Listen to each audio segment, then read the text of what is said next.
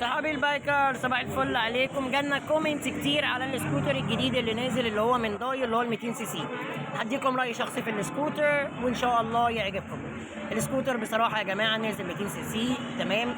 السكوتر طبعا زي ما احنا عارفين هو تبريد هواء، في شويه مميزات جامده قوي قوي قوي زي الاوبشنز بتاعته، العدادات الديجيتال، الانوار الليد، وحاجه كمان بقى ان هو نازل يا جماعه بحته دين مساعد بامانه الله جباره، مش قاعدين بقى غاز بقى والشغل دوت طبعا.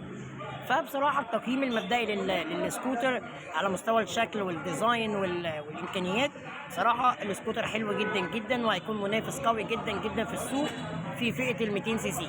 لو انت بتقارن ما بين طبعا الداي وما بين الكي واي، فانا ارشح لك الداي وال 200.